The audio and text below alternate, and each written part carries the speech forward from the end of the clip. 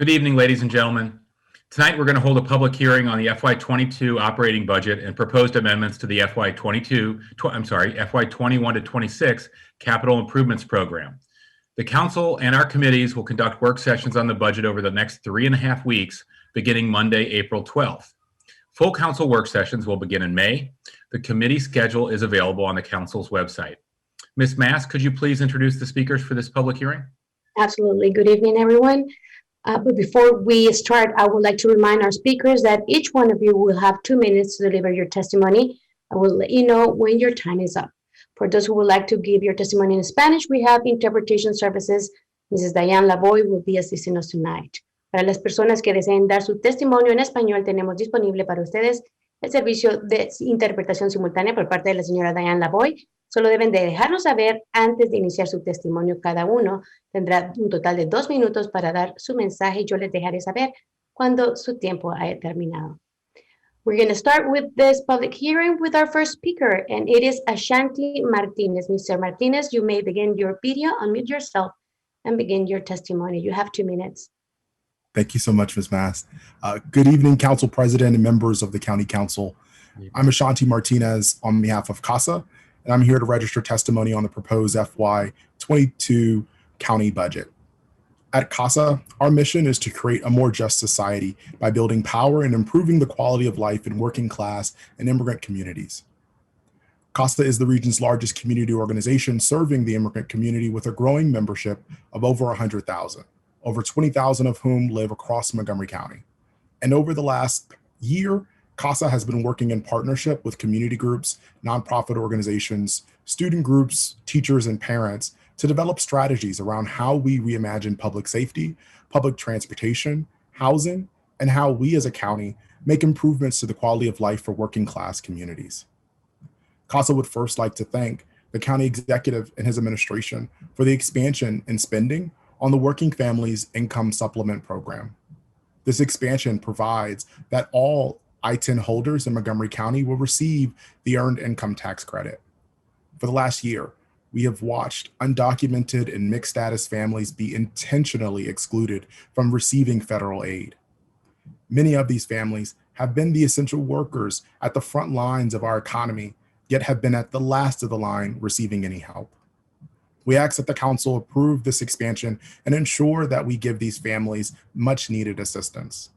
Today, you will hear from a CASA member on how the expansion would impact her life and the life of her community and family.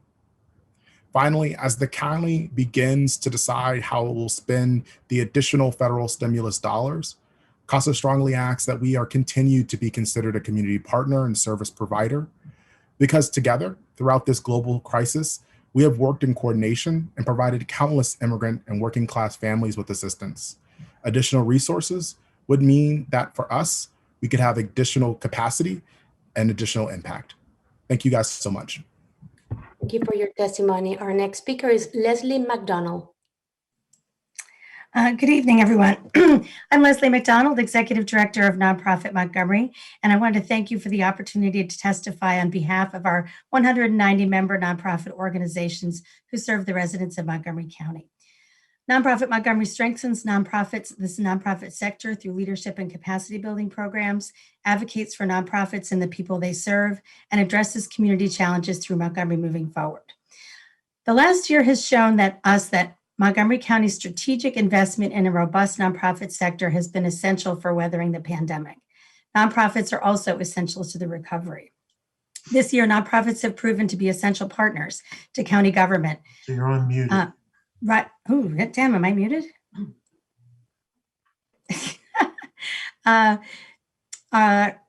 Essential partners to county government. Our nonprofits have risen to every challenge, from dramatically increasing food access to providing intensive case management with families. Our youth development organizations have made sure students were engaged with school and helped them navigate online learning. Our mental health organizations have met increasing demands for service. Nonprofits have innovated service delivery and equity learning hubs, which have been then expanded through support of the county. I'm quite certain that county residents are better off today because of their intensive work on nonprofit organizations. To remain strong, nonprofits need cost of living increases in county contracts. There were no increases in FY21, making it difficult for nonprofits to retain their staff and to meet the increases in minimum wage. Therefore, our budget request for FY22 is as follows. Maintain the county continuity for community grants and 1.5% increase for DHHS contracts as recommended in the county executive's budget. Add a 1.5% increase to DHHS contracts for a total increase of 3%, and provide a 3% increase in contracts outside of DHHS and other county departments. These contracts are often overlooked when increases happen. And your The total time, budget impact of these requests is less than $1 million. It No, no. comes in over Your time is $800,000. thank you for your testimony. Our next speaker is Kyson Taylor. Hello, everyone. My name is Kyson Taylor. Today, I represent the student organization MoCo Against Brutality. I'm here to express MoCo Against Brutality's demand that the county focus on investing our students instead of arresting them. The first part of our advocacy focuses around ending systems that perpetuate policing of Black and brown bodies, specifically in our schools. That begins, but does not end, with ending the SRO program. We've met with County Executive Elrich and Councilmember Navarro, and we cannot say that the proposed CRO model addresses any of the concerns that we've conveyed. Unfortunately, a program that encourages police presence where student congregates, maintains an unnecessarily high number of police officers, and extends police presence to middle schools will perpetuate the same harm as the SRO program. While the CRO program or model is unable to end the arresting of our students, we have an opportunity to do an immense good by investing in our students and the resources they need and deserve to thrive. Here are our asks. 1, MCPS schools lack accessible therapeutic services. Replacing each SRO with a culturally competent licensed clinical social worker will allow us to support students mentally and address behavior that we view as arrestable under the current system. MoCo Against Brutality asks the council to allot $2.6 million towards Health and Human Services to fund these social workers. Second, MCPS leans heavily on punitive discipline, which leads to irreparable harms on a student's future and the school community. MoCo Against Brutality asks the council to invest in restorative justice training and practitioners in MCPS high schools as well as elementary schools that will allow us to foster a healthy school climate. And third, MCPS schools use SROs to unnecessarily criminalize the behavior of MCPS students, which fuels the school to prison pipeline. MoCo Against Brutality asks the council to invest in services that proactively support students, like the Street Outreach Network and after-school engagement hubs and programs that will allow us to adopt a proactive approach to crime prevention. This is an urgent priority and the perfect opportunity for you as council members to wield your power as elected officials for the good of our students. I urge you again to invest in our students instead of arresting them. Thank you. Thank you for your testimony. Our next speaker is Dr. Cheryl Chapman. Dr. Chapman?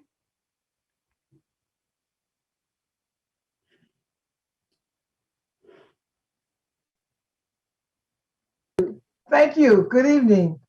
Thank you, Council President Hugger and the other council members present for allowing me to testify today. My name is Dr. Cheryl Rosette Chapman. I'm the Executive Director of the National Center for Children and Families, a former orphanage, now comprehensive regional child and family serving nonprofit headquartered in Bethesda, Maryland. This year, the county executive gave us basically a flat budget, and we are very grateful for that. However, we know that a flat budget is really a decreasing one when the needs are increasing. There are two programs I want to bring to your attention. One is the Future Bound Transitional Housing Program. Our system does not truly see these homeless youth developmentally or their requirements, and frankly, is not helping them in an effective manner. Future Bound is not a shelter, it's a hybrid. The program provides food, shelter, basic needs, but also the opportunity to support these youth while they become independent, self-determining, productive adults. These youth are sharing rooms in NCCS limited apartments just so they can get out of bad situations. If they don't get what they need, they will not succeed. We have one that's gone on and now works for NASA with an engineering degree from GW. They do succeed, and others bought into her own townhouse. We see a significant increase in the numbers of young people needing these services, and we propose that the county uses the American Rescue Act's new funding for Maryland, which is impressive, to double our current capacity. That's what we're asking, double it from 12 kids a year 224. Supportive services are crucial to maintain expanding the success of the programs like Future Bound. Invest in what we know works and make it work more. The second item that I want to bring to your attention is the Green Tree Mercy Family Shelter. We've been around since the 80s, a model program. And since 1982, we've actually served 2,000 families in this county, and we're invested millions of dollars in service in partnership with Montgomery County government. Over the last year, we have some results I want to share with you quickly and then give you my ask around that. The number of families we served since COVID began and crushed us in March have been 54, 212 individuals, 80 adults over 18, and 129 children in that campus. Thank you for your testimony. Our next speaker is Brandi Brooks.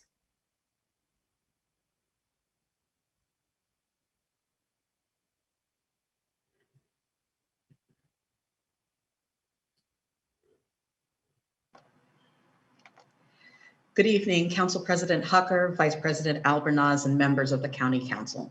My name is Brandi Brooks. I'm a resident of Kensington, a renter and a voter, and the aunt of a first grader in MCPS. Our budget is a living reflection of our values, demonstrating who and what we are willing to invest in. It is not enough to say that we value equity and justice. Our budget must put those values into practice. Therefore, I urge the County Council to amend the FY22 budget and redirect resources from over-policing Black and Brown youth and adults into 3 core areas: behavioral health, health services for communities of color, and housing. It is essential that we provide more school counselors and behavioral health resources, particularly for schools with high enrollment of Black, Brown, and low-income residents who have experienced discipline disparities with SROs. I request that the $2.6 million currently allocated in the budget to fund SROs or the revised CRO program be reallocated to fund at least 1 licensed social worker in every Montgomery County high school, and additional funding allocated to fund social workers in every school. To ensure a just recovery from COVID-19, we must also provide more resources to organizations led by community members of color that are specifically working to end the disparity in vaccinations for Black and Latinx communities, which have been hit the hardest by the pandemic. And finally, we must expand funding to protect the estimated 20,000 to 30,000 county residents currently facing the loss of their homes through eviction. County courts are seeking to speed up this process so that approximately 3,600 evictions can be processed weekly. I urge the council to allocate $450,000 to the Montgomery County Renters Alliance in order to provide essential supportive services to residents facing eviction. As council members, you've repeatedly expressed your commitment to racial equity and social justice. We look to you as county residents to translate that commitment into real resources and real change. Thank you for your time. Thank you for your testimony. Our next speaker is Susie Sinclair Smith.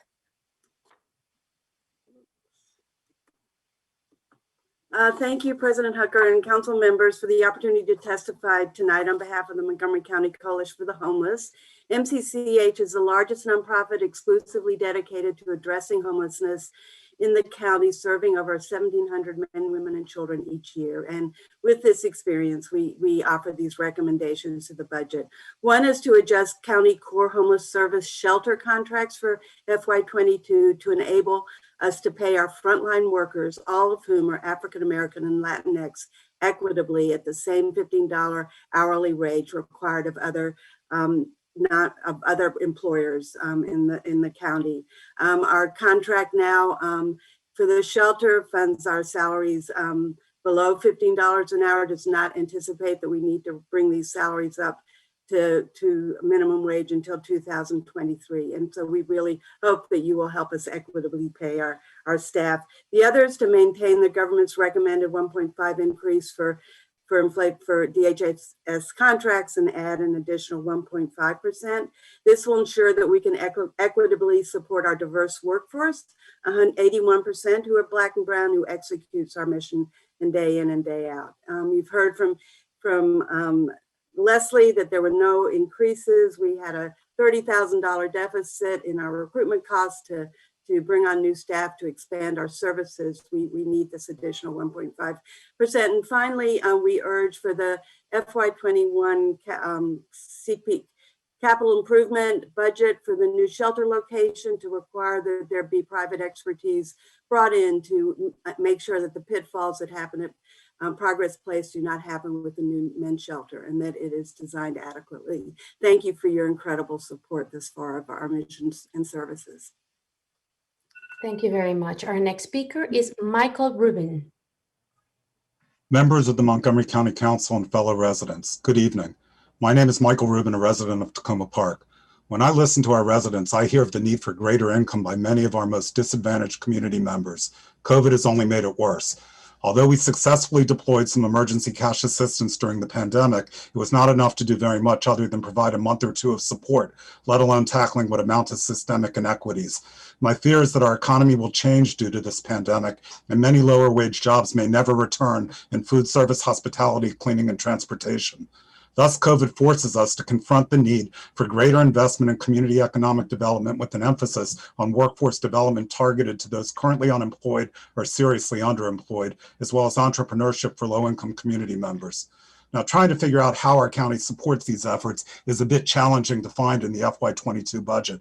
We fund the Working Families Income Supplement at $40 million, which is a big increase from last year, which helps. We also fund WorkSource Montgomery, the Montgomery County Economic Development Corporation, the Economic Development Fund, and a Small Business Advancement Office. Much of that funding is used to attract companies who need a highly trained and specialized workforce. Even so, our total economic development investments of maybe $65 million pale in comparison to the DHHS and MCPD budgets. What are we doing to support increasing the incomes of our most vulnerable residents? It seems that much of that is being outsourced to nonprofits. The county executive recommended community grants to 20 nonprofits doing this type of economic development work for about $950,000. This is not sufficient. Inadequate income leads to increased demand for social services, higher levels of property crime, poor educational outcomes, increased homelessness, and worse health outcomes. We need to do better. I implore the council to find additional funds to deal with what I view as the root cause of many of these issues, income insecurity. Dollars invested in reducing income insecurity will pay for themselves many times over by reducing the demands on other departments. Thank you. Thank you very much. Our next speaker is Madison Oswalt. Good evening, members of the Montgomery County Council. It is a true honor to be speaking with you tonight. My name is Madison Oswalt, and I'm a first-generation college student at Montgomery College's Tacoma Park Silver Spring campus. I'm here to ask you to support full funding of MC's operating budget request, which will keep tuition flat and affordable for students. I'm heavily involved in MC student life because I want to give back to a school that has given me so much.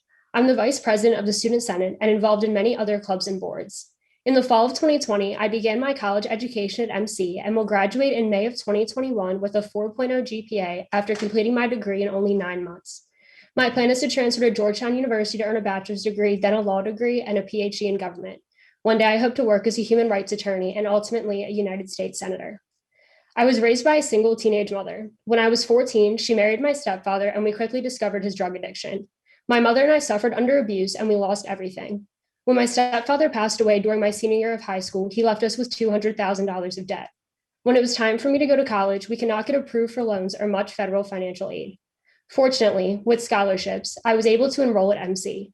Affordable tuition made all the difference for me, as it does for many MC students.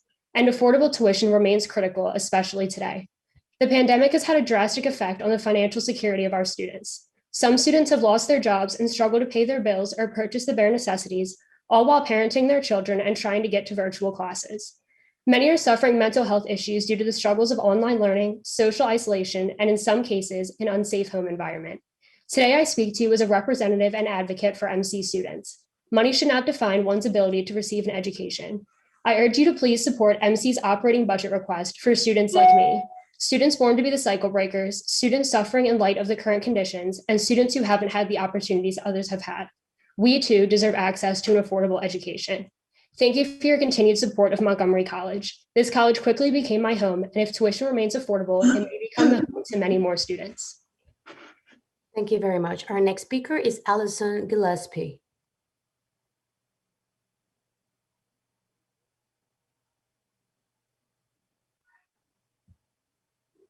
Good evening. Thanks so much for allowing me to speak tonight. This testimony reflects my individual opinions and is not meant to represent any group or organization. I'm here to ask that you fully fund Montgomery County Parks. As many of you know, I'm a longtime volunteer with the parks, having worked as a Bluebird Trail monitor in Wheaton Regional for the last decade. I've also helped to clear trash and plant trees all over with stream stewardship groups and helped with playground refurbishment. Currently, I'm serving on the Wheaton Regional Working Group to provide feedback for that park's revised master plan. I spend every hour I can hiking or biking in the county parks too. For years, I've come here during budget season to tell you the value of our parks, particularly in urban areas. I love that people from every income level and background have access and can cherish these spaces all over our county. I love that we have so many parks, large and small. During COVID, parks became everyone's gym, everyone's church, everyone's preschool. When we had nowhere we could go, we all went outside, and our park system was heavily used and loved. Parks leadership was able to greatly expand the amount of room available to people through the open parkways, and I remain ever grateful for their creativity and flexibility when they made those decisions. Getting cars off park roads helped make those places feel really, truly grand. And in a time of terrible sorrow and anxiety, parks remain places full of joy, happiness, and safe socializing. It was amazing to have parks partner with DOT to close Newell Street to expand recreational potential for South Silver Spring. This was very needed amenity. For me, trails farther out in places like Little Bennett were a literal refuge when I had no space at home. I wish I had calculated the steps hiked and the miles I've biked, but rest assured I was grateful I could do it easily, as many people were. We've learned this year the huge intrinsic value of our parks. Now we need to fund them to the fullest extent possible so that we can preserve and enrich them for years to come for everyone. I've been tagging all of you in social media posts from Open Street Montgomery Coalition. I hope you'll remember those posts and our pictures as you make your budget choices. Please help the Parks Department to do the best job possible. Thanks for your time and consideration. Thank you for your testimony. Our next speaker is Karen Kinser.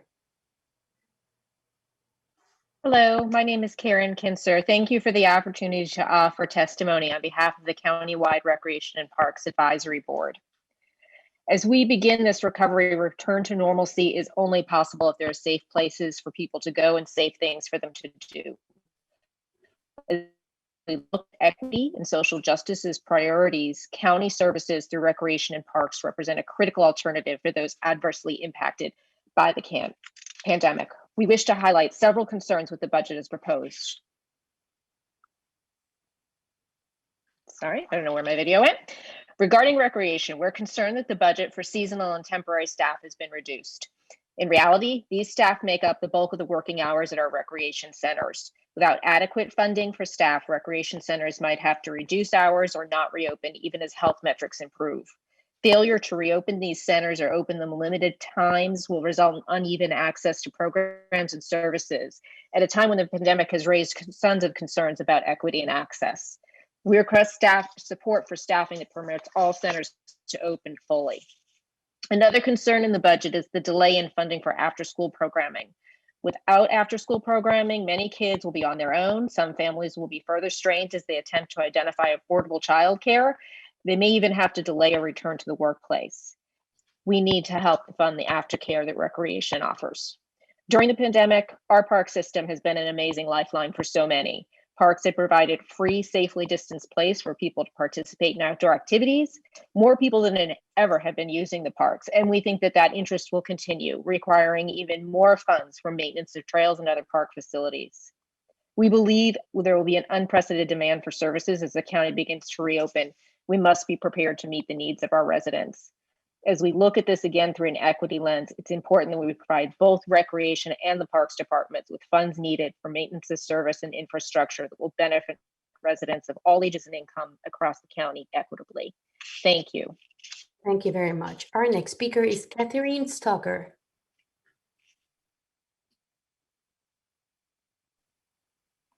Good evening, council members. Thank you for the opportunity to testify at this hearing. My name is Cathy Stocker, and I'm one of the MCC PTA cluster coordinators for the BCC cluster. I welcome the opportunity to represent the families of the approximately 7,200 kids currently enrolled over our 10 schools in the Bethesda and Chevy Chase areas. First, I would like to publicly thank you all and to your hardworking staff for your service during this unprecedented and challenging time. I would also like to thank you all for your hard work on this proposed budget and your careful attention to the capital improvement plan for our schools. We understand that you grapple with many critical funding priorities. I've had the pleasure of testifying many times on behalf of the residents of our cluster. I have shared statistics and stories about how growth in our cluster and in downtown Bethesda is impacting our schools and how our hardworking principals get more and more creative finding space for our burgeoning enrollment numbers. We are very grateful for past and current investment in our dynamic community.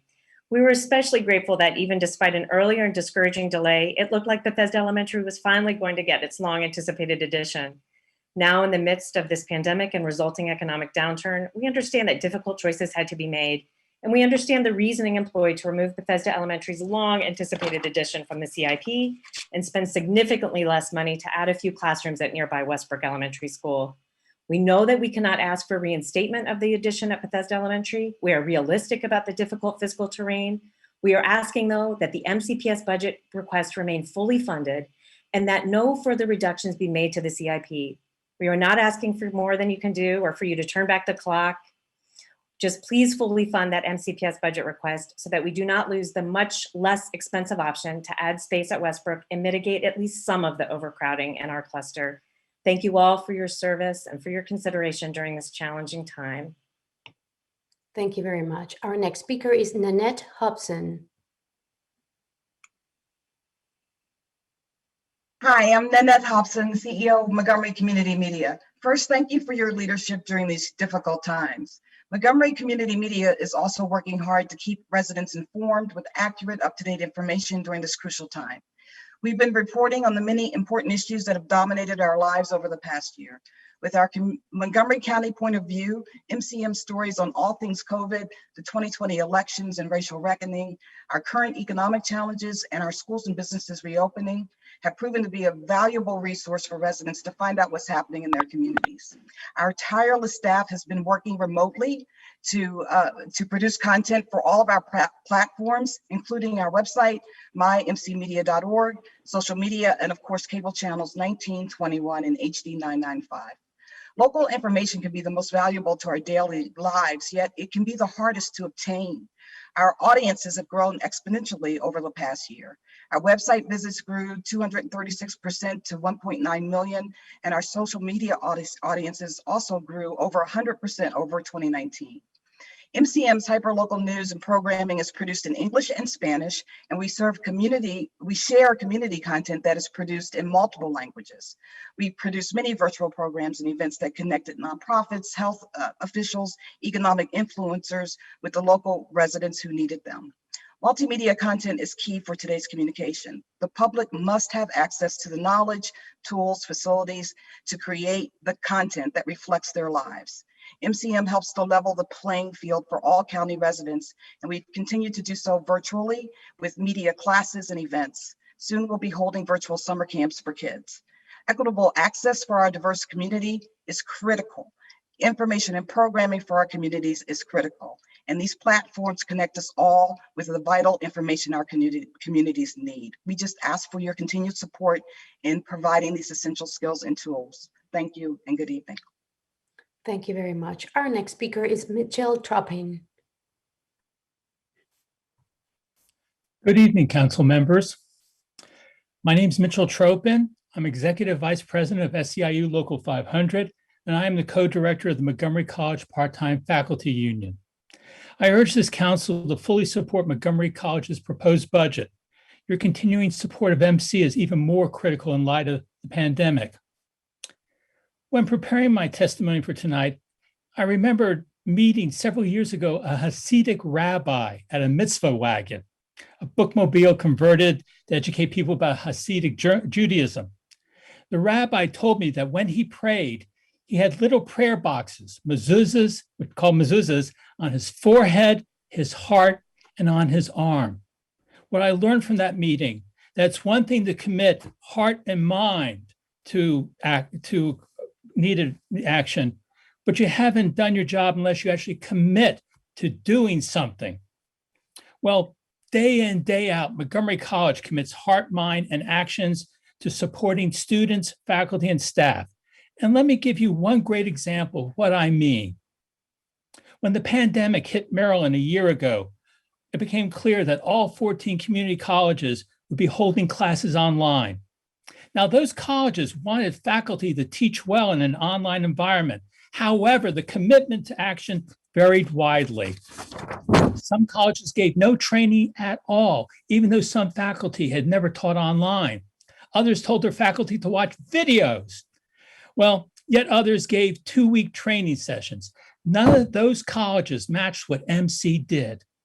All faculty, part-time and full-time, were offered semester-long training and online instruction, receiving support from instructors and mentors. Moreover, faculty received a stipend when they completed the training. MC students are receiving instruction that takes full advantage of what online education can offer. That's because of MC's full and complete commitment with heart, mind, and action to educating our county's citizens. In conclusion, looking forward to what's happening to Montgomery College, as Nina Simone would say, it's a new day, it's a new dawn, it's a new life for all the MC community, and I'm feeling very good about my college. Thank you. Thank you very much. Our next speaker is Rick Callahan. Good evening. My name is Rick Callahan. I want to thank you for the opportunity to present to you on behalf of the over 35 Interact DD providers supporting people with developmental disabilities and their families. All the people with developmental disabilities, their families, are heroic DSPs, direct support professionals, and DD developmental disabilities providers appreciate your support and the over 40-year commitment that this county has made to its developmental disabilities community. As co-chair of Interact, I am here to urge the County Council to fully fund the $19.2 million DD supplement requested by the Interact providers. As you may know, the current County Exec FY22 recommended budget of $17.8 million is a decrease from the approved FY21 DD supplement total of almost $18 million that this County Council approved last year.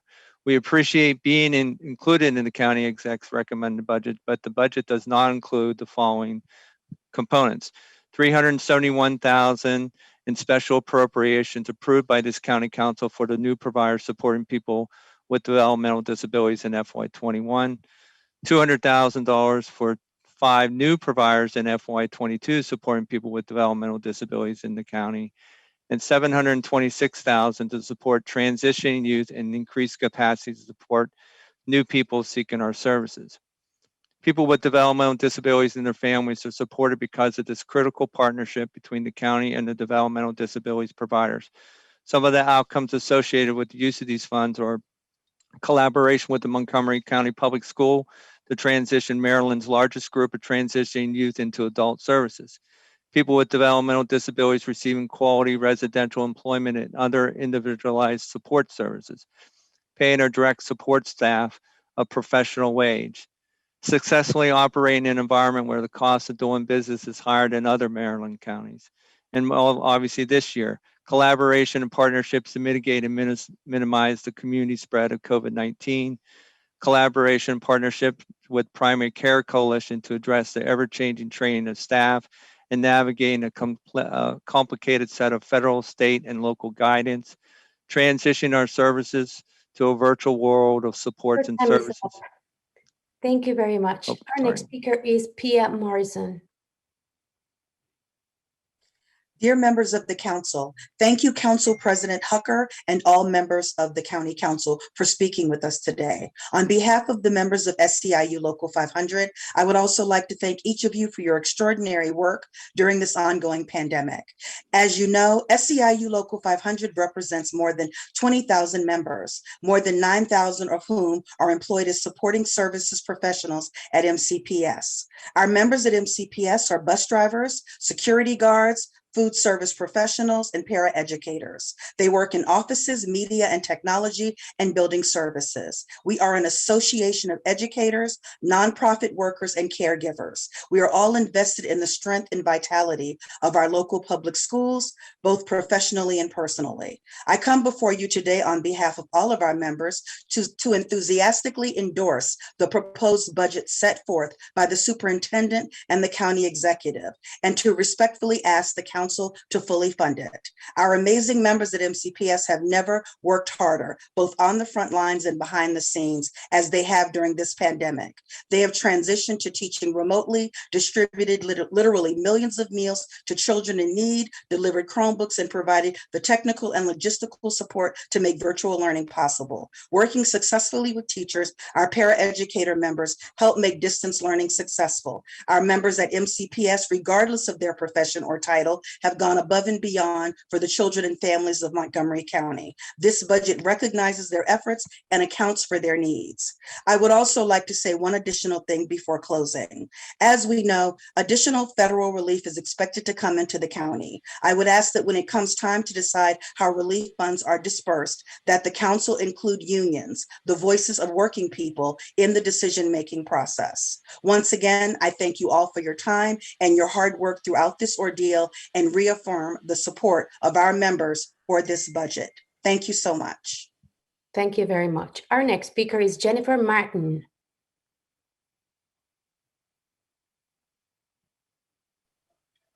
Good evening, and thank you for this opportunity to address the council. I'm Jennifer Martin, Vice President and President-elect of the Montgomery County Education Association. For those of you who don't know me, I'm a proud product of MCPS schools and the mother of 3 MCPS graduates. I've been an English teacher here for 2 decades. Today, I'm representing my 14,000 colleagues who educate Montgomery County's children. The pandemic has highlighted many issues that have plagued our schools for far too long. Our Black and Brown students, special education students, and those impacted by poverty have always faced social and economic barriers to meet their academic potential. Despite our county's wealth, this opportunity gap has continued to widen each year due to the chronic underfunding of schools. Our children now are returning to school buildings in need of healing as well as intensive academic supports. Imagine giving every student the support they need to fulfill their potential. To make this aspiration reality, we must provide them with more counselors, more mental health professionals, more investment in special education, more supports to advance their progress, and more resources to address inequities in opportunity. Now is the time to reimagine our schools as the foundation of a vibrant, welcoming, and prosperous county. Investing in our schools is the best way to ensure that our county continues to attract and retain businesses, develop skilled workers, and provide the excellent quality of life for which we are known. I urge you to fund the county executive's MCPS fiscal year 22 budget.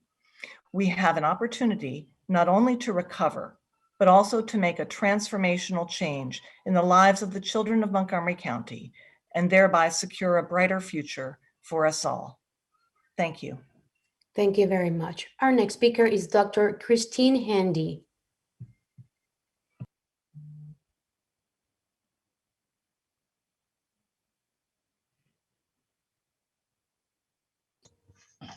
Okay.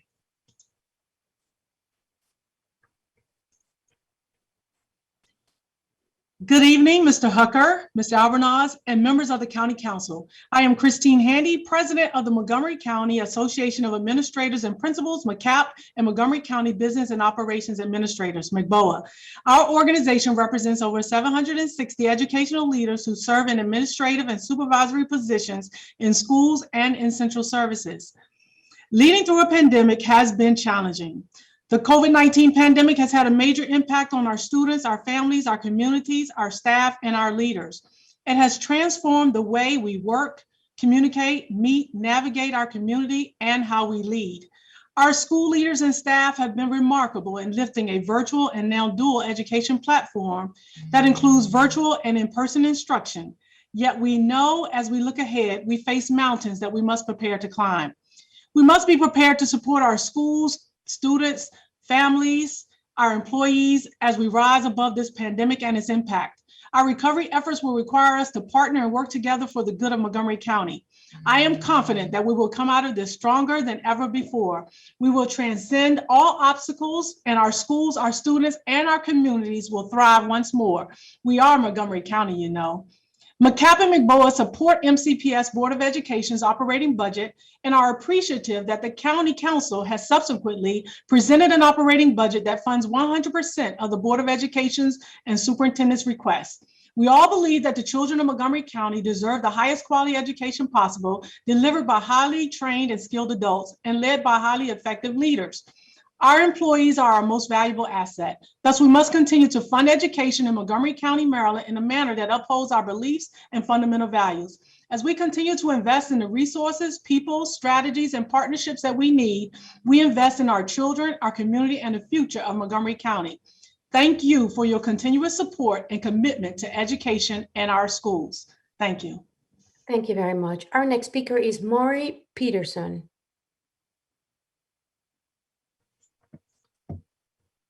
Right, good evening. I'm Rory Peterson. I'm the new Executive Director at Rebuilding Together Montgomery County.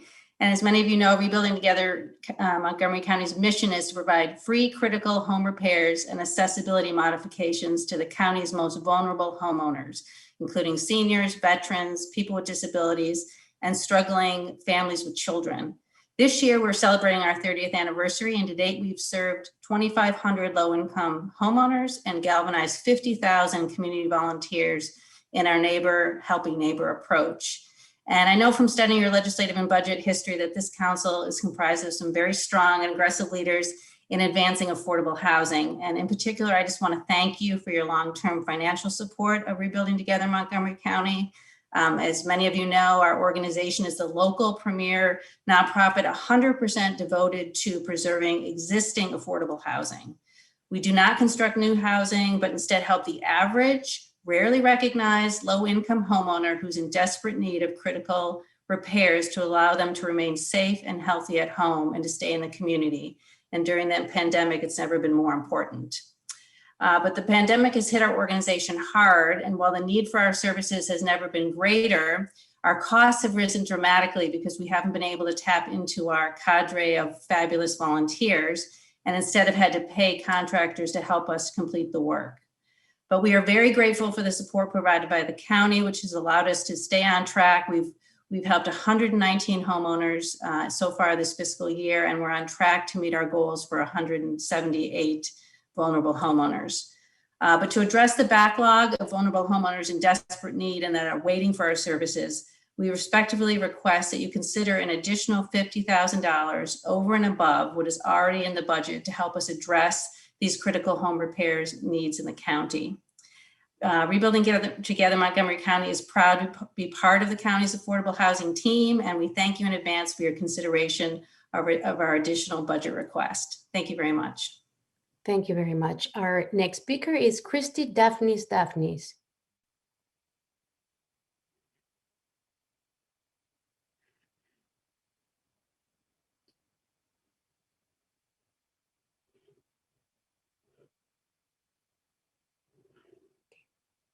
We're going to move to our next speaker and we'll try to get her later on. So we're going to go with Ines Gutierrez. Señora Ines Gutierrez, es un momento para hablar. Puede abrir su cámara y su micrófono. Tenemos al intérprete, la señora Diana Lavoy, también disponible. Aquí estoy a la orden, por favor. Puede Sí. iniciar su testimonio, señora. Muy buenas noches, presidente del Consejo Tom Hacker, and vicepresidente Gain Albornoz y demás miembros.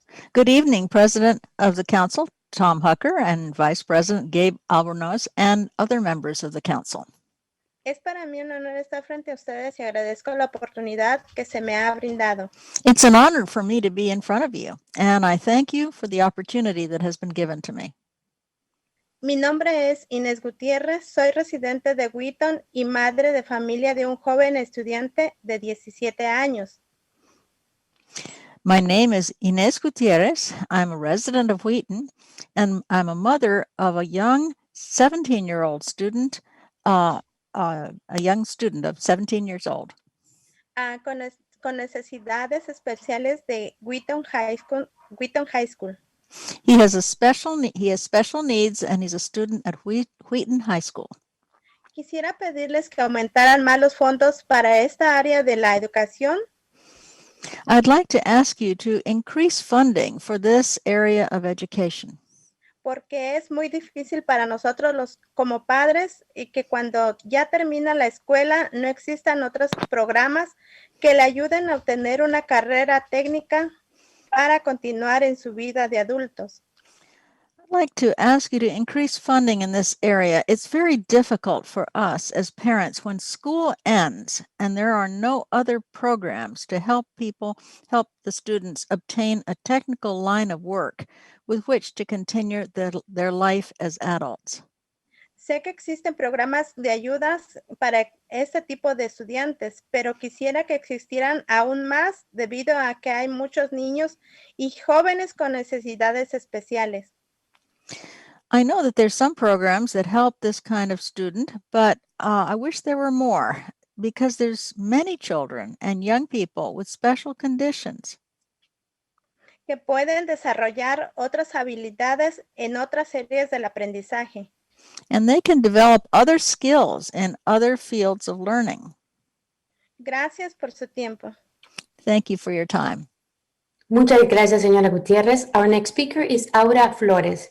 Señora Flores, puede iniciar su cámara y su micrófono y dar su testimonio.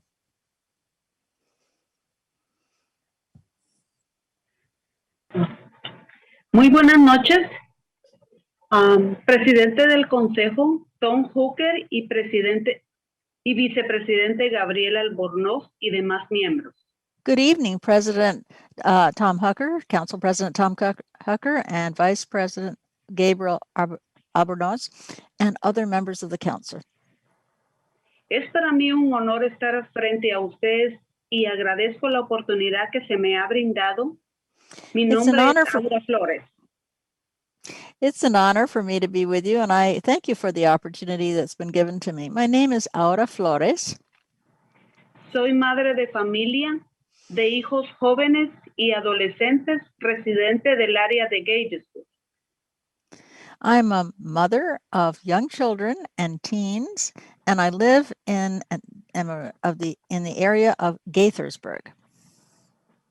Me siento muy agradecida de ver crecer a mis hijos en este hermoso condado. I feel very grateful to see my kids grow up in this beautiful county. Me presento ante ustedes porque desde hace un tiempo he observado que se están aumentando pequeños grupos de jóvenes. I'm here to talk to you because for quite a while I've been seeing larger numbers of small groups of youngsters en peligro de involucrarse en actividades delictivas y en riesgo de caer en pandillas. These youngsters are in danger of falling into delinquency and at risk of falling to gang activity. Sé que existen programas de ayuda para estos tipos de jóvenes. I know there are programs that help this kind of young people. Pero considero que se deben incrementar más programas que orienten a los adolescentes. But I think there should be more programs oriented towards teenagers.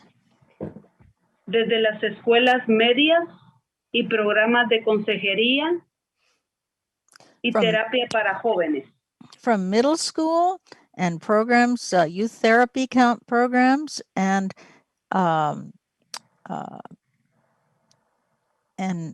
okay, go ahead. Sigue, por favor. Okay. Terapia para jóvenes para evitar que caigan en drogas y sean jóvenes vulnerables a ser captados y terminar en manos de pandillas. There should be these programs to keep the youngsters from falling into drug use.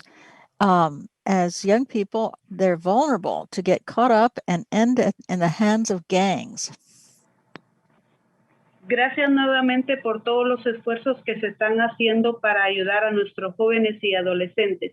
Dios les bendiga. Buenas noches.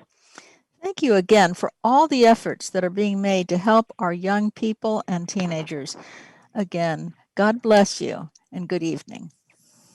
Muchas gracias, señora Flores. Before we proceed with our next speaker, we have a small announcement from our Council President Hooker. Council President. Thank you, Lillian. I just wanted to acknowledge a couple colleagues. Councilmember Navarro is not able to join tonight, but has a number of staff listening in and taking notes. Councilmember Rice is so dedicated. He's listening to this all through his anniversary dinner. We wish him a happy anniversary. With that, we proceed to with our next speaker. It's Chris Standing. Good evening, County Council members. My name is Chris Standing, and I am president of ASPE Local 2380 at Montgomery College. I would first like to thank our president, Dr. Pollard, for insisting that the employees of Montgomery College did not have to endure layoffs, furloughs, or forced early retirements. Through the college's fiscal management, the staff has been weathering the COVID-19 pandemic without fear of financial ruin. The economic impact of the pandemic on the county and the state cannot go unnoticed.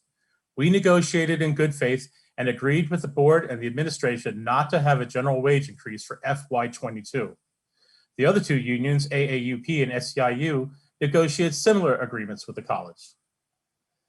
Meanwhile, the county and the state responded to the COVID-19 pandemic by negotiating raises for county employees and requiring the college to make further cuts to the college budget.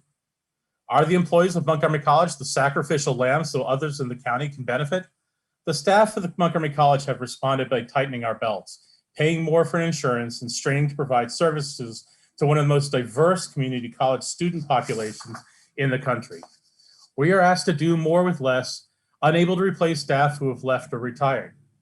The members of ASPE Local 2380 feel strongly that if we are tightening our belts, then we expect the County Council to send the same message to the rest of the county. The college continues to hold tuition down.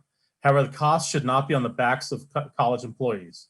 With stagnant wages and increasing cost of living, we will run out of patience, especially if we see county employees receiving raises. As we work together to get past FY22, the council should not expect that every time they need to find more money, that they take it from Montgomery College. Continual response to regulations, students who need basic classes in math and English, mentorships, improving students' classroom learning experience, and the logistics takes many hands. We are a nonprofit educational facility that welcomes and transforms anyone who has a dream. Please help us to help them to follow their dreams by continuing to fully fund the needs of Montgomery College in the coming fiscal years. Thank you. Thank you very much. Our next speaker is Java Robinson.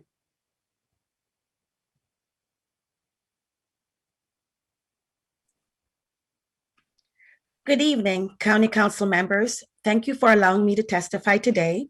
My name is Java Robinson. I'm a teacher leader at DeFeef Elementary School in Gaithersburg. I have been an educator in Montgomery County Schools for over 21 years. I am here tonight to ask you to fully fund the county executive's request for the MCPS budget.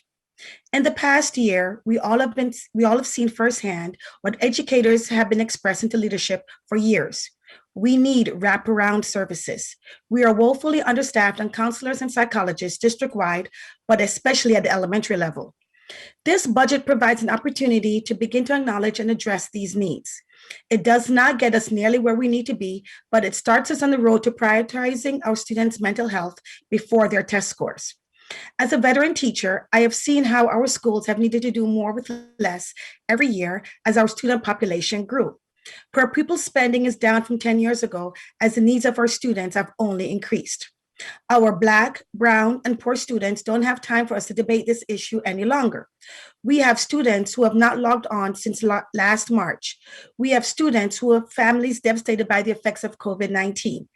The trauma that many students were facing before this pandemic has been further exacerbated. A couple of years ago, I had a young student in crisis tearing apart my classroom. I had to get the other students out of the room to safety.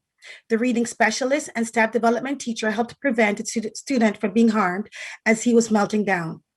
Because we are not staffed adequately with mental health professionals, that student did not receive the support he needed. Fund this budget, but remember, we need you to continue to add to what you have put in. We had the issues that come with poverty and trauma in our schools before COVID-19, and the isolation, instability, and loss have compounded that exponentially. We can't even begin to know what we are going to face as more students return to buildings. What I do know is that myself and my colleagues will be there. We will be the ones helping our children recover. I'm exhausted from trying to meet our students' social emotional needs while still meeting their academic needs. I implore this council to fully fund our budget and work towards fully funding our schools. Our students' well-being is at stake. Thank you. Thank you very much. Our next speaker is Nikki Woodward. Greetings, council members. My name is Nikki Woodward, and I have the tremendous opportunity to serve the Montgomery County community as an infants and toddler specialist and the Montgomery County Education Association as the chair of the Political Action Committee, as well as their vice president-elect. Thank you for the opportunity to speak this evening regarding the FY22 MCPS budget from an early childhood educator's perspective. I begin tonight by asking each of you to vote to fully fund the county executive's request for the MCPS budget. Considering the tremendous strain the COVID-19 pandemic has placed on our community and country, I am sure we can all agree there exists tremendous needs for both the educational programming and school facilities to provide the learning opportunities and safe space all our students deserve and require. We have observed growing divide precipitated by both the achievement and opportunity gaps and by this pandemic. And this pandemic has shown us just how fragile our system is and where we can improve on our efforts and provide recovery while continuing to chip away and eliminate these disparities. This brings me to my priority for sharing with you today. Our community must prioritize addressing learners' needs from the whole child approach when thinking about education funding. From the second a child is born or moves into our community, we have a moral obligation to ensure they come to school prepared to learn, and equally, we are responsible to develop capable, contributing citizens into our community upon graduation. So what does that mean and look like?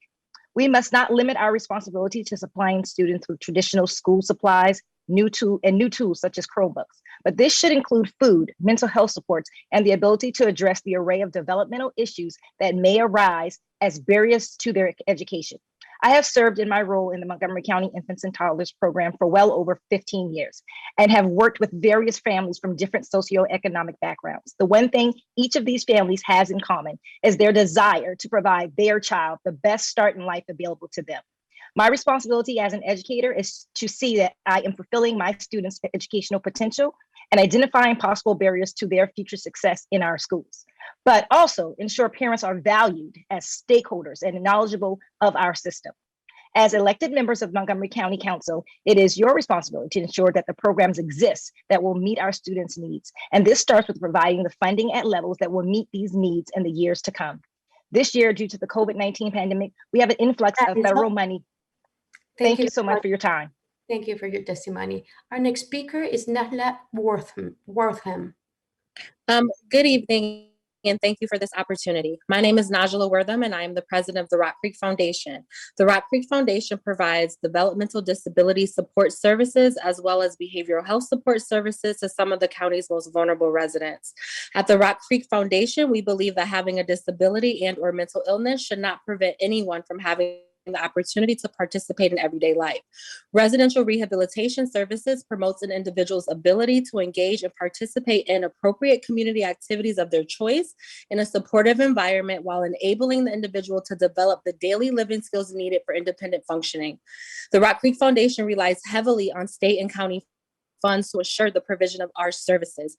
With the continuous annual reductions over the past several years to the residential rehabilitation program for adults with mental illness funding, we are finding it more and more difficult to provide the support services our individuals deserve, which is even more pronounced with the financial impact Rock Creek has sustained in our response to the COVID-19 pandemic.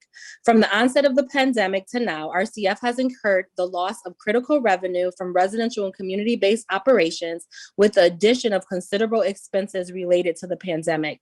Additionally, we have worked to address the social, emotional effects of the pandemic on our residents, including purchasing iPads to ensure that residents can communicate with their support systems and that our staff can provide therapeutic support via telehealth during any quarantine or isolation period. With the future so uncertain, as well as the impact we have already sustained, we are begging the County Council to reconsider the County Exec's 39% reduction to the residential rehabilitation program for adults with mental illness funding. However, more importantly, we are pleading that the County Council not reduce the funding due to the increased supports our individuals now need due to the impact the pandemic has directly had on their mental health. Please restore the RRP supplement in full. Thank you. Thank you very much. Our next speaker is David Holmes. Happy anniversary, Councilmember Rice. My name is Dave Holmes. I'm a pedestrian and bicycle safety advocate, and I live in Four Corners. This past year was a tough year. It was a tough year for the 45 people that lost their lives on our streets in Montgomery County, 19 pedestrians, bicyclists, and a skateboarder. That was the most fatalities since 2008, 7 more than an average. It was really bad. Drivers were driving very fast and taking advantage of the lack of congestion. On the other hand, there was 8 and 9% more users of the trails. People rediscovered the trails and our open streets more than ever, and those habits are going to stick. So we need to protect those people. We need to separate the vulnerable users from traffic. We need to slow traffic down to safe speeds. And we need to make the pedestrians and bicyclists more visible. Specifically, I urge you to restore funding for the CCT tunnel. Of course, that was given up in 2017 on the promise it would come back to build the Purple Line. I just say, please, that will be one of the most utilized tunnels and trails in the nation. 12,000 walkers and bicyclists per year using the south entrance, avoiding 40,000 vehicles per day on MD 355 Wisconsin. Likewise, I urge you to exploit to the maximum extent automatic speed enforcement. This is a critical recommendation, the public task force, to move the automatic speed enforcement to MCDOT and use it in a targeted and way to target and minimize the crashes. Amend the laws, the transportation statute. Allow us to use it in commercial zones. Allow us to use it on speeds greater than 35 miles an hour. That accounts for about half of the high injury network locations right now, where we just can't use automatic speed enforcement. Your time is up, Mr. Helms. Thank you. Thank you for your testimony. Bye now. Our next speaker is Mr. Garrett Menton. Thank you, Mr. Council President and council members, for the opportunity to speak this evening on the proposed fiscal year 2022 budget. My name is Garrett Manchin, and I'm here tonight to testify as co-chair of the Montgomery County Mental Health Advisory Committee. The county executive's proposed budget is a step in the right direction to addressing the county's mental health needs. My committee supports the proposed operating budget subject to the following comments. The proposed budget adds just under $1.2 million to the Behavioral Health and Crisis Services budget to create 3 new mobile crisis teams for a total of 4 teams for the county. This is an important step toward ensuring BHCS can respond to all appropriate mental health crises rather than relying on police and emergency departments. But even with this expansion, there won't be enough mobile crisis teams to meet the county's existing need. 2 recent studies show that there are more than 10,000 people in the county who experience a mental health crisis each year. To meet that need, the county needs at least 8 mobile crisis teams. We therefore recommend increasing the BHCS budget to further expand the number of mobile crisis teams to 8 in total. Doing so will undoubtedly save residents' lives. It will also save the county money by keeping individuals with mental illnesses out of emergency rooms and prisons. In addition, the Mental Health Advisory Committee has outlined 3 budget priorities for fiscal year 2022. Those priorities are as follows. First, reduce the county's suicide rate.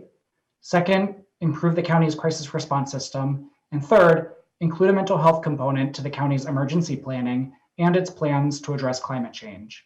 I've submitted our priorities memo, which goes into more detail on each of those priorities as written testimony. Thank you for your time and good evening. Thank you very much. Our next speaker is Catherine Katzin. Okay. Hi, thank you so much for all you are doing to sustain county residents during this pandemic. And thank you for giving me the opportunity to speak tonight. I'm here today to ask the council to fund an education campaign on how residents can reduce their exposure to radio frequency emissions. Yeah, it's really good. Super. Thousands of peer-reviewed studies have documented the adverse health effects of exposure to radio frequency radiation from cell towers, cell phones, and Wi-Fi, including neurologic effects, learning and memory problems, dementia, cardiac and blood pressure effects, endocrine and immune effects, genotoxicity, and cancer. In fact, Montgomery County sued the FCC over their lack of response to the county's request to update their safety standards. In January 2021, a federal appeals panel voiced skepticism that the FCC had adequately considered dangerous health effects when it established guidelines for radiation emission from cell towers and wireless devices. In 2018, NIH's National Toxicology Program found an unusual cancer called schwannoma in the hearts of rats, male rats exposed to cell phone radiation. Researchers with the renowned Italian Ramazzini Institute found that lab animals exposed to environmental levels of cell tower radiation developed cancers, including malignant brain tumors and precancerous conditions. While this may be news to many people, it is not news to insurance companies who are not willing to take the risk of covering non-ionizing electromagnetic fields because of the well-documented adverse health effects. Other countries, including France, French Polynesia, and Cyprus, have taken steps to ban Wi-Fi in kindergarten classrooms and to restrict its use in elementary schools. Further, the Children's Environmental Health and Protection Advisory Council of the Maryland Department of the Environment recommends turning off Wi-Fi, using wires and cable to connect to the internet, and keeping devices away from the body. Please fund a campaign to educate Montgomery County residents about how they can reduce their exposure to harmful radio frequency emissions. Thank you. Thank you very much. Our next speaker is Theodora Scarato. Thank you. The budget should include a public health scientist to work on protecting the public from wireless and cell phone radiation. And as a social worker in Montgomery County, I also recommend social workers. Many years ago, I worked as a therapist in Montgomery County schools directing a program. But my focus today is on the opportunity that the county has to protect children from wireless radiation. It penetrates deeper into their brains as they have thinner skulls. They're more vulnerable as they're developing. Their brains are developing, and research has found that brain damage from wireless radiation, just like lead. Dr. Christopher Portier, retired director of the U.S. National Center for Environmental Health at the CDC, submitted a comprehensive report of the scientific research in a major lawsuit against telecom, where plaintiffs, most of them who are dead now, allege that their cell phone use caused their brain cancer. He concludes his report with, the evidence on an association between cell phone use and the risk of glioma in adults is quite strong. In response, the defendants, the companies, are trying to get Dr. Portier removed as an expert in the case. Now, every disaster movie begins with a scientist being ignored. Hundreds of scientists are stating the published science is clear that wireless radiation is harmful. However, industry has deep pockets and they're wargaming this issue as they did tobacco, lead, and asbestos. In fact, you'll find the very same scientists, lawyers, and PR firms protecting cell phone companies as protected these industries, using the same tactics of creating doubt and attacking the credibility of scientists who speak out on this. The Harvard report, Captured Agency, documents how the FCC is captured by the telecommunications industry. My FOIAs show that the CDC web pages were drafted with a known industry consultant. If the county had their own expert, the public could be educated, exposure reduced, and risk mitigated. Our children deserve healthy communities and experts who are ensuring their safety. The EPA, as an example, was defunded from looking at this issue. And what about the trees, the birds, the bees? They are absolutely unprotected, as we have no limits in the United States that ever addressed impacts to wildlife and the natural environment. This gap in accountability needs to be addressed at the federal level, but the county can do something to address it until this happens, because we know how long that takes. Thank you very much. Thank you. Our next speaker is Mr. Diego Uriburu. Dear members of the council, I want to start by thanking each of you for the tremendous work you have done to provide COVID-related relief and support to our fellow county residents, particularly those most affected by the pandemic. We also want to commend you for leading the narrative regarding racial equity and social justice and for keeping it front and center.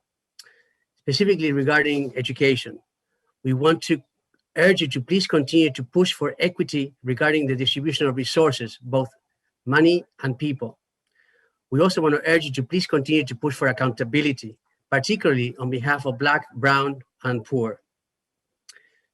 Also, we urge you to please continue to push for cultural appropriateness. It is unfathomable to think that in 2021, those communities most affected by racial injustices and by social inequities and racial inequities are not at the table at the times when decisions are made which directly impact us.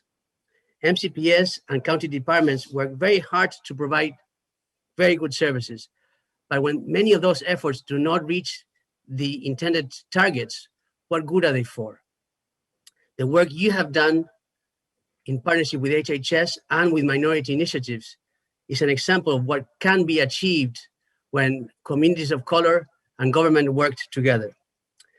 The three areas I just urge you to please continue to push for also apply for early care and education. Whatever we decide to do about ECE, and something must be done to improve our current system, please, equity, accountability, and the real involvement of those most affected needs to be at the center. And lastly, I urge you to please support the additional 1.5% request from the nonprofit sector. We have laid it all on the ground during the past year plus in the fight for COVID, and we hope that we count with your support. Thank you very much, and thank you again for everything you do and have done, and will continue to do. Thank you. Thank you for your testimony. Our next speaker is Elena Katzin. Hello, my name is Elena Katzin. Thank you for giving me the opportunity to speak tonight. I am here today to ask the County Council to fund testing of the radio frequency emissions at MCPS schools that have cell towers next to them. This is a social justice issue because the 12 MCPS schools with cell towers by them are almost all lower income schools, and every high school in the Down County Consortium has a tower. Children's skulls are softer and thinner and have more fluid content than those of adults. The human brain is still developing into the mid-20s. In 2013, the World Health Organization's International Agency for Research on Cancer detailed research showing how the average RF energy deposition is twice as high in certain regions of children's brains and up to 10 times higher in the bone marrow of children's skulls compared to energy deposition in adult brains and skulls. The radiation is absorbed more deeply into children's brains, and therefore children need greater protections in place. On December 12, 2012, the American Academy of Pediatrics sent a letter to the FCC urging it to examine radiation standards. According to the 2018 study, mobile phone base station tower settings adjacent to school buildings impact on students' cognitive health. Schools with nearby cell towers had significant declines in cognitive scores when the radiation from the cell tower was higher but still at non-thermal levels. The 2019 study limiting liability with positioning to minimize negative health effects of cellular phone towers recommends limiting liability by locating base stations at least 1,600 feet away from schools. Additionally, the International Association of Firefighters opposes cell towers at fire stations because of the well-documented adverse health effects. Thank you, and please fund RF testing in the MCPS schools that have cell towers next to them. Thank you for your testimony. Our next speaker is Natalie Rosser. Can you hear me? Yes, we can. I attest and affirm that the following statements are true, accurate, and within my personal knowledge. WSSC is less than 3% away from reaching its debt service ceiling. When the ceiling reaches its limit, our property values are subject to a levy of ad valorem taxes. Those who rely on well water and septic systems need to know that they aren't exempt from the levy since their property is within the WSSD. Extreme measures and immediate action are warranted to derail WSSC's imminent insolvency. Despite residents' repeated warnings, WSSC's budget continues to receive bare minimum oversight and liberal rubber stamping, akin to the Tower Committee's rubber stamping of wireless transmission facility applications. Despite being well aware of the problematic application process for wireless facilities, aka cell towers, the county has yet to fix the issue. Instead, the Fed Committee is aggravating this matter and promoting more cell tower densification via the legally baseless ZTA 19-07. Cell towers in neighborhoods, especially at 30 feet or less from homes, decreases property values, evidenced in county court filings and county property tax assessments. Worse, this county's lack of a thorough accounting of wireless applications illustrates residents have been subsidizing approximately 80% of fees to facilitate wireless deployment. When taxes significantly increase to subsidize exponential cell tower densification and diminished property values are used to bail out a mismanaged utility, the financial forecast for residents is horrifying. It's sinister for the county to use private-owned property to support entities that are ultimately compromising our lifelong most primary investment, our homes. We remain unheard despite years of proactive efforts in demanding WSSC audits, on rectifying Tower Committee procedures, on reducing industry subsidization, and killing ZTA 1907. A holistic budget addressing all of these travesties is a baseline necessity for the county and its residents. I have presented no matter of mere concern or any non-substantive matter, but solely matters of substance, of fact, and of law. Thank you very much. Our next speaker is Sandra Landis. Hello? Hi, we can hear you. Okay, now you can see me. Okay, thank you. Good evening, members of the council and the public here today. My name is Sandra Landis, and I represent Start School Later, a national organization that began as a grassroots movement right here in Montgomery County. I'm here to encourage you to enact a fiscal year 2022 budget that will finally eliminate structural bias in the Montgomery County Public School high school start times by funding sufficient bus transportation such that all MCPS high school students begin no earlier than the 8:30 a.m. recommended by nearly every medical organization and the National PTA. Under normal times, we achieve that in our elementary and middle schools, but our teens have been left behind, which is quite unfortunate. There are decades of research into the importance of healthy sleep times for teens and adolescents. They not only need enough sleep, but their onset of sleep is metabolically delayed. As such, early morning start times are particularly detrimental to their development of higher level brain functions, including reasoning, problem solving, and good judgment that occur during these years. Unfortunately, it appears MCPS did not request funds to support this initiative, which is why I'm here tonight to encourage you to look into funding this. Good public policy matched with our unprecedented levels of budgetary resources, not only from our own coffers, but due to the influx of state as well as federal CARES and American Recovery Act funds, can allow us to achieve outcomes that will benefit everyone. According to the Centers for Disease Control, later start times are the single most cost-effective public health intervention with potential to help the largest number of children combat adolescent sleep loss. Studies show that nearly every problem facing public schools has been demonstrated to improve with later bell times. I've written to the members of the Board of Ed proposing short and long-term solutions to this problem that are also sketched out in more detail in my submitted testimony. Our children deserve appropriate public policy to support their biologically based developmental needs and are counting on you to accomplish that. Thank you. Thank you very much. Our next speaker is Chris Gillis. Good evening. My name is Chris Gillis, and I'm testifying on behalf of MHP. MHP's top budget priorities are funding to support the production of affordable housing and financial relief for residents who have been excluded from federal and state COVID relief. On the whole, we support the county executive's budget for affordable housing programs as it increases funding over FY21 levels. However, it lacks the necessary resources to accelerate the production of new affordable housing, which is critical to meeting the COG housing targets. We applaud the Council's action last month to create a dedicated housing production fund for HOC. We urge the Council to now create a similar fund for nonprofit-led affordable housing. This concept has been discussed extensively by the Fed Committee. Last year, the Council went so far as to place $6.8 million into a designated reserve to allow for the creation of these funds later in the fiscal year. $500,000 was used to create the HOC fund. The other $6.3 million remains unspoken for. The housing crisis has continued to worsen during the pandemic. U.S. home prices increased at the fastest pace in 7 years in January. The county must make bold investments now if we are to have any chance of reaching our housing targets. We also urge the Council to approve the county executive's proposed Housing Opportunity Fund during the course of its budget deliberations. For every month we delay, another affordable property could be permanently lost. Beyond housing, we request the Council to provide additional relief for residents who have been excluded from federal aid. We are grateful to the county executive for including funding in his budget to expand the county's Working Families Income Supplement to I-10 filers.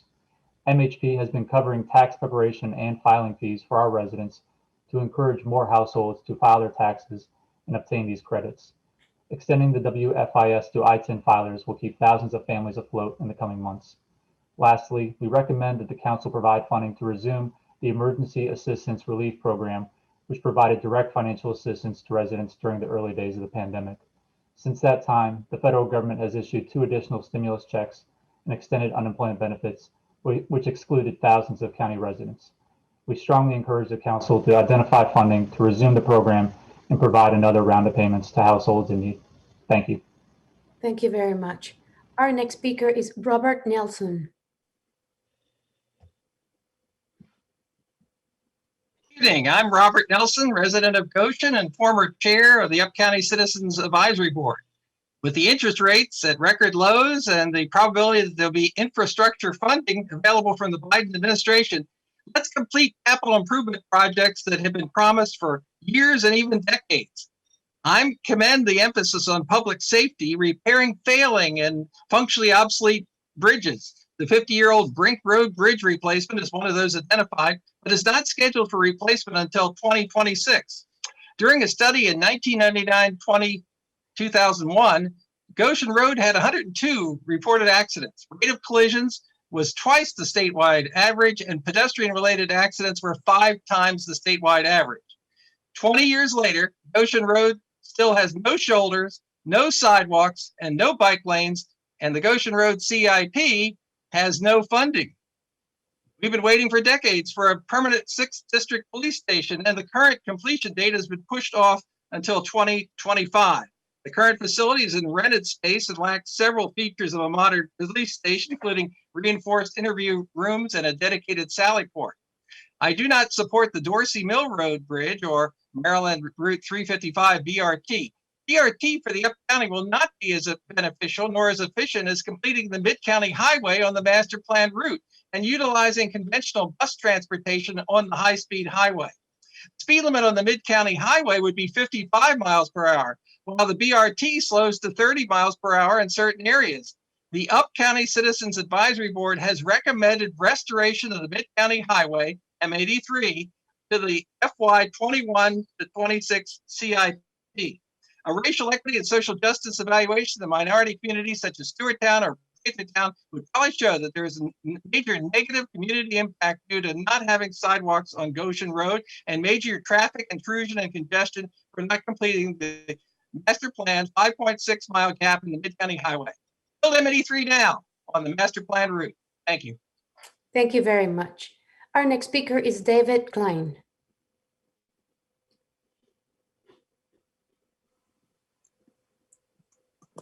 Hello, everybody.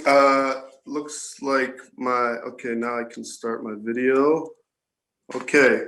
Hello, everybody. Good evening, council members. Thank you for listening to and if possible watching. I'm going to show a few photos in a bit tonight. My name is David Klein. I live in Gaithersburg, and I'm here just representing myself. I'm here to speak tonight about the issue of trash reaching and remaining in our waterways.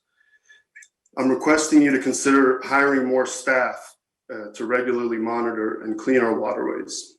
So let me just show you a few photos. This was from yesterday. This is, I'd say, okay, I can make it a little closer. All right, maybe that's not going to work. I don't know if you guys are going to be able to see that.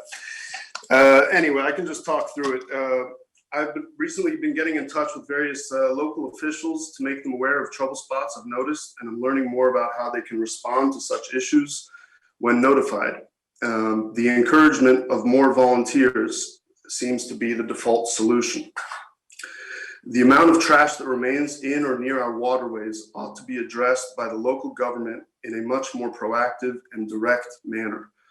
The photographs I was going to show you and others I have sent in my written testimony can help demonstrate examples of the problem, but only to a very small degree. The picture becomes much clearer if you have the opportunity to regularly walk around these areas to see the conditions up close.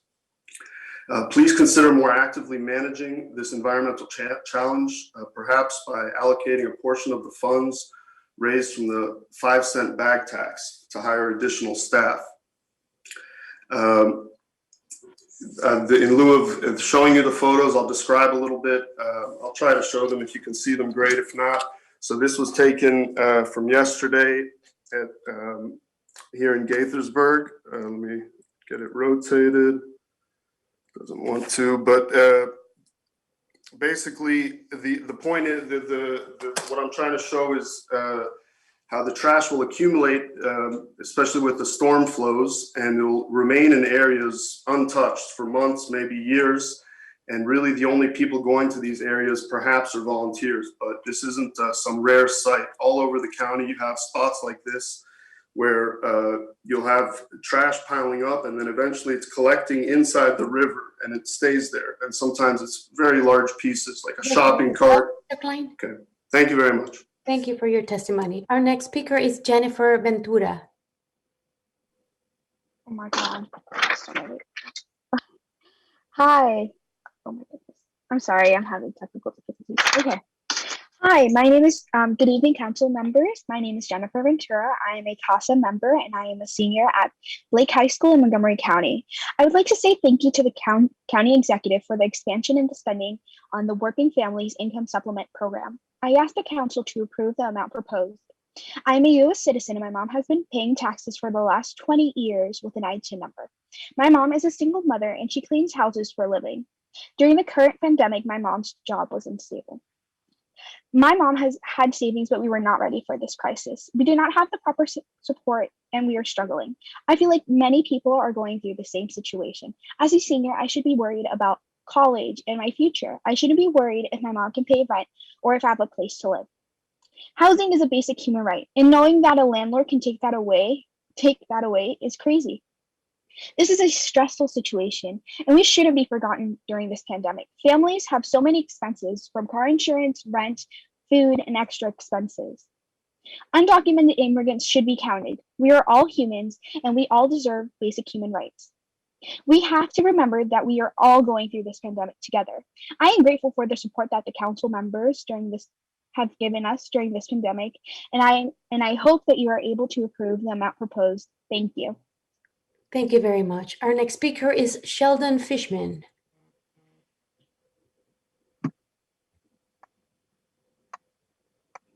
Hello. Thank you for the opportunity to address the County Council on the county's budget. My name is Sheldon Fishman and I'm testifying as an individual. We thank you for funding the public schools our children attended and the fields they played on. We walk to the Forest Glen Metro Station. As you well know, you are trying to increase the density in neighborhoods like mine near public transit. That brings me to request number 1.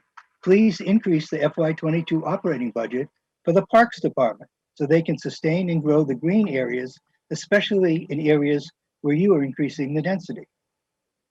Looking wider than my neighborhood, I remind you that the Parks Department is maintaining over 100 of MCPS's playing fields. Parks has more expertise and better equipment to do that job well to maximizing the available playing time. Request number 2 is please fund the early completion of turning over all of MCPS playing fields to the Parks Department. Request number 3 is a related action, but this one saves money. I hope that's not out of order. To avoid wasting $750,000 per field, please amend the capital budget to prohibit use of county funds to convert any living grass playing field to a dead petroleum-based plastic synthetic field.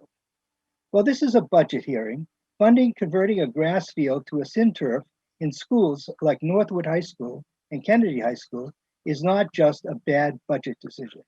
Such a budget decision violates your climate emergency declaration and violates the policy to view decisions through the lens of environmental justice. The Montgomery County Climate Action Plan Coalition urges the county's draft climate action plan to be given the urgency needed to address the climate emergency we face.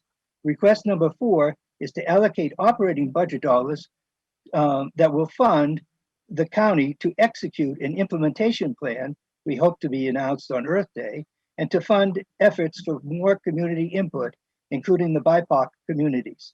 My written testimony has more details on all of these provisions and some pretty pictures. Thank you for your time. Thank you very much. Our next speaker is Diana Conway.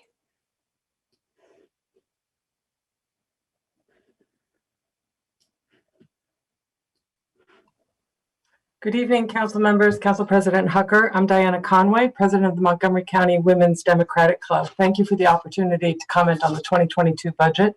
First, thank you for steering us through the body blows of social upheaval, pandemic, and an economic crisis. These have had dramatically uneven consequences, overwhelmingly borne by women and children and communities of color.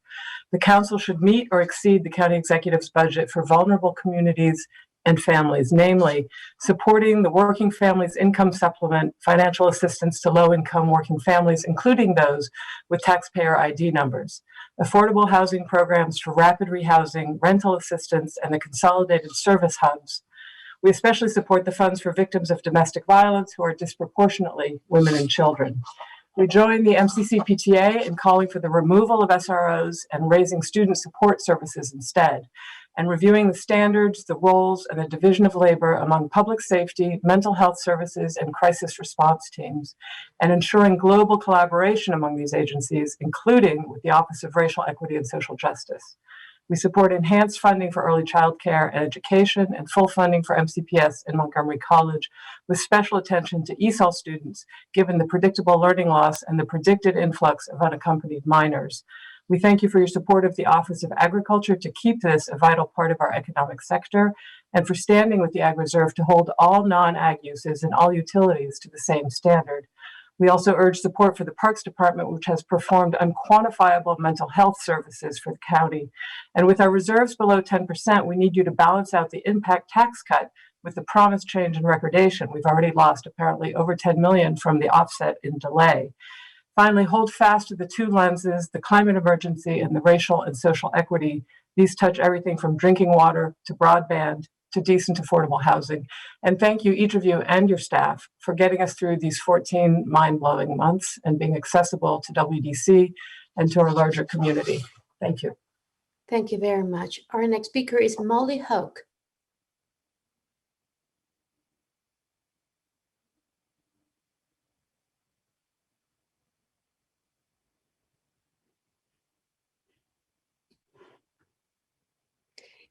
You are muted. You need to open your microphone.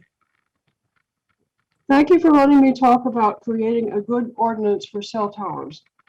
The Telecommunications Act of 1996 preserves local zoning authority. Cities and counties have the right and responsibility to limit the number and placement of cell antennas to only as many as are needed to enable communication. Adding more cell towers detracts from the aesthetics of our neighborhoods, is unnecessary in residential areas, and adds radiation. When residents can make phone calls and text messages from devices while at home, a significant gap in coverage does not exist. Therefore, there's no justification for additional cell towers, let alone a cell tower 30 feet or less from homes. When Lowell McAdam was the CEO of Verizon, he was asked if it is necessary to place a cell tower 20 feet from a home. His answer was, "We are now designing the system for over 2,000 feet from transmitter to receiver." It is clear that an independent lawyer is needed to advise the council on how to create a well-informed, thorough, protective ordinance. Lawyers who specialize in this kind of work, like Andrew Campanelli, know from decades of experience in ordinance analyses that Montgomery County can preserve their local authority, our neighbors' aesthetics, and protect our health. Campanelli said, "Local governments are the citizens' first and only line of defense against illegal exposures to RF radiation from non-FCC compliant facilities. Far too often, uninformed and uneducated local governments do not exercise their regulatory powers that were intentionally preserved to them by U.S. Congress. Your residents need you to stop ZTA 1907 and allocate money in the budget to do the analysis necessary to develop an ordinance that is free from the influence of the telecom industry. We deserve a legally based, balanced, and maximum protective ZTA." Thank you very much. Our next speaker is Jane Salzano.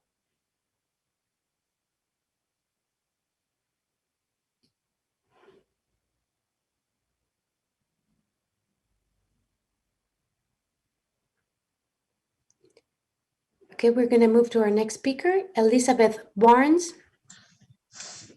Good evening, members of the council. My name is Elizabeth Barnes. I'm the Vice President for Program Operations for Easter Seals, DC, Maryland, and Virginia. I'm President-elect for Maryland Association for Adult Day Services. Thank you for hearing my testimony this evening and for everything you've done to support our community during this time. I'm here on behalf of 18 medical adult day service providers and almost 2,000 participants in Montgomery County. Our facilities have been closed for over a year due to COVID. However, it hasn't stopped us from serving the community. We've pivoted to create a new way to support our participants as we knew the level of social isolation would rise during this time, leading to a decline in their health. Adult medical day services has been providing activities, nutritious food deliveries, certain nursing support, medical supplies and equipment, and technology support during this time. These medical adult day services could continue to be a service delivery option for the future in order to support more to age in place and live in their communities. Our annual savings for participants attending adult medical day services is over $36,000 for home health, $89,000 for assisted living, and over $103,000 for nursing homes. Our programs are not only provide the service to our participants, but also our caregivers. They're able to get the respite they need and pursue their careers. Unlike other businesses, adult medical day programs are paid a daily rate by the state and not able to pass these increased costs on to our participants. As we prepare for reopening, many are experiencing challenges and increased costs. Being able to pay competitive wages for our frontline health care staff in a setting has been challenging. Many are choosing positions with less risk, higher wages, or choose to remain unemployed. As you can imagine, this presents a significant barrier to being able to provide skilled healthcare employees to our participants. We respectfully ask you to help close our gap by increasing the minimum wage supplement for adult medical day providers in the FY22 budget. Thank you. Thank you very much. I would like to go back to Jean Salzano. She seems to be connected. She's in the meeting. Jean Salzano.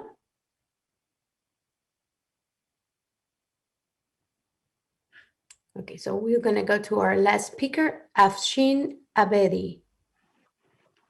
Good evening, and God bless you all for listening to all of us. My name is Afshin Abedi, and I'm currently the president of Maryland Association of Adult Day Services. And as Liz put it together so fantastically, she explained the challenges that we're facing. As you probably remember from previous years when you were discussing minimum wage increase in the county, you also recognize that medical daycare is being such an integral part of continuum of care and providing care for elderly and disabled. They need to have a minimum wage supplement. And we've been very thankful of your vision and support. HHS has been managing that fantastically. This year especially, we're facing a very large gap between the state and the county minimum wage difference. It's now 2.7 million. We won't be able to handle that, especially in light of all of the additional costs due to COVID and post-COVID operations, transportations, and a lot of uncertainty that we're facing. Our employees, many of them are not coming back. They don't want to be working at minimum wage, and I don't believe they should be working at minimum wage. They really should not. We should discuss that at a different time. So we really appreciate your full funding, the 2.7 million, instead of the county executive's 0.7 million. So that would be a tremendous need for it this year, especially. I know funds are really hard to come by with, but we're here helping you take care of the elderly and disabled. So God bless you guys, and we appreciate your support. Thank you very much. Council President, this wraps up this public hearing. Thank you so much, Ms. Mass. Thank you to all our speakers tonight. I know all of my colleagues learned an awful lot from you. We'll take all your views into consideration. Again, council work sessions will begin in May. Next week, we'll begin our committee work sessions. We look forward to continuing to hear from you as we put together the final budget. Thank you so much.